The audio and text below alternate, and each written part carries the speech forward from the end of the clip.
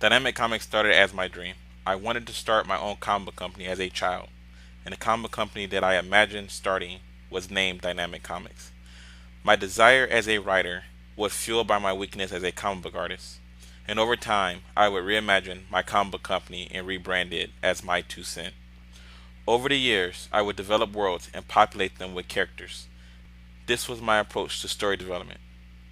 Through these worlds, I found my general theme. All of my stories shared a common theme, and that theme is expressed through the various worlds. So it was natural for characters with simple characteristics to share a common universe or a common world. This slowly evolved into a larger, more complex story that my mind could imagine: cognitive dissonance. Cognitive dissonance is a story of the theory of everything and reality itself. It is meant to challenge the very reasoning of the average mind and force the reader to evaluate everything that they know and understand. Cognitive dissonance is a story of Rene Descartes' famous table experiment. If you put everything that you know on a table and remove anything that was taught to you directly or indirectly, what knowledge do you have that is a form of inception in of itself? This philosophical question embodies in essence what My02cent Comics is meant to be.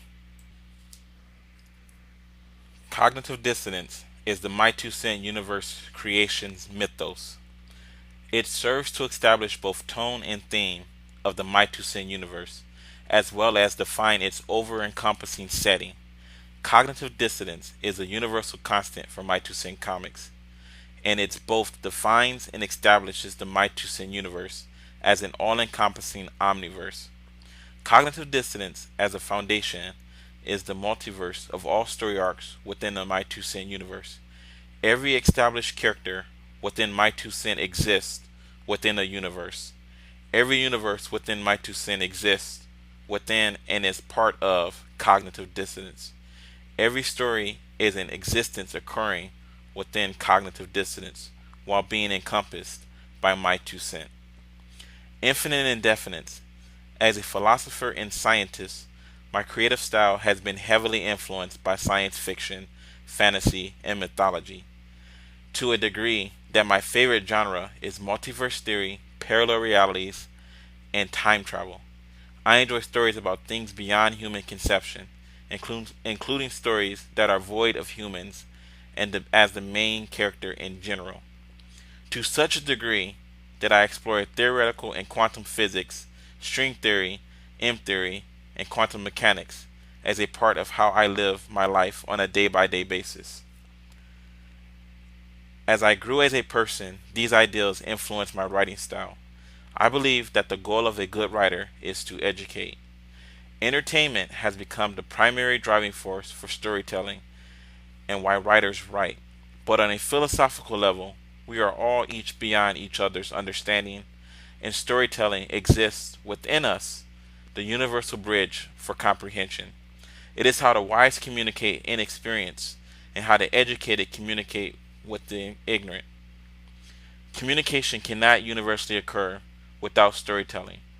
Storytelling at its most fundamental forms the foundation of language, divided by virtues of notions of fiction and non-fiction. Originally my stories stood alone, each one unique in its conception, born from a philosophical notion that my mind desired to explore. But as my desire to understand, comprehend, and write became unified, influenced by notions of the theory of everything, the Goddess Mother was born. Within the My02cent universe, the Goddess Mother was born native, like any humanoid entity. She was born by a mother who conceived her from a father.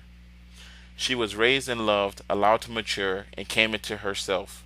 But the reality that she existed far surpassed what is commonplace narrative. The Goddess Mother was born into an existence where the fabric of the universe, the existential primordial aggregate which gives rise to the quanta of existence, could be directly controlled and manipulated by the very entities which resided within it. Entities whose existence transcended transcendence itself. These beings, by way of mentality, biology, and technology, could transform the fabric of reality.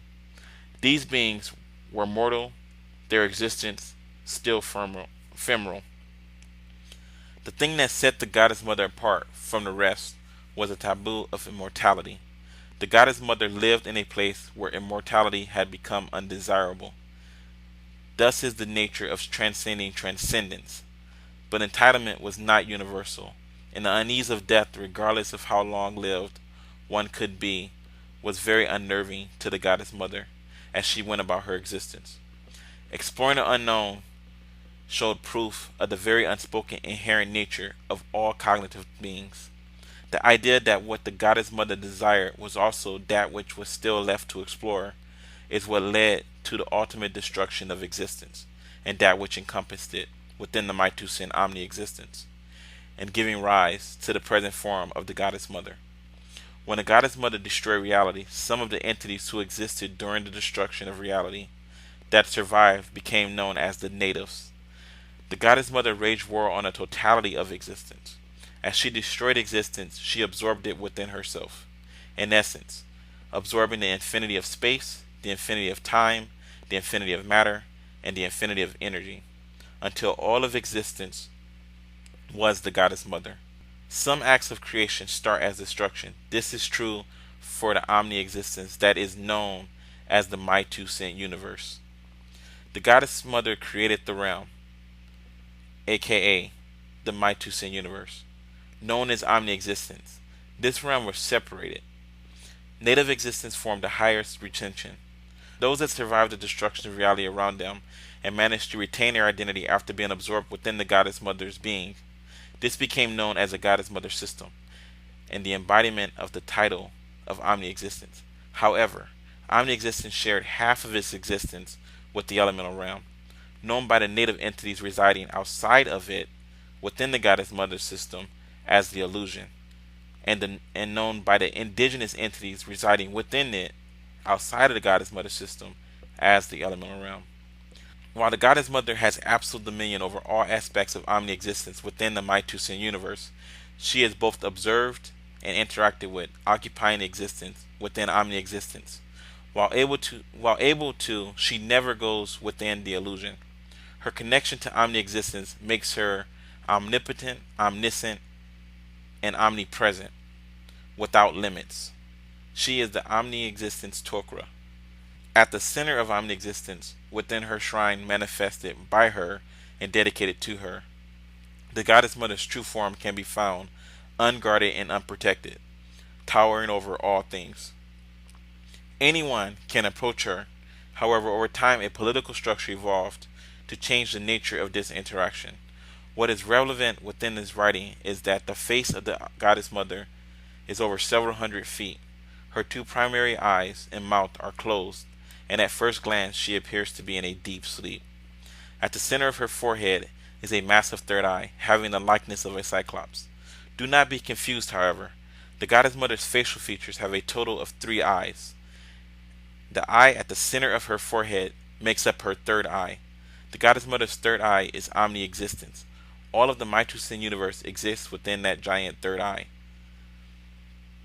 As stated before, political change makes it possible for anyone to approach the Goddess Mother. To facilitate this, the Goddess Mother manifests herself as a common scale avatar. She interacts with the natives residing within omni-existence on their own scale while also maintaining her true form.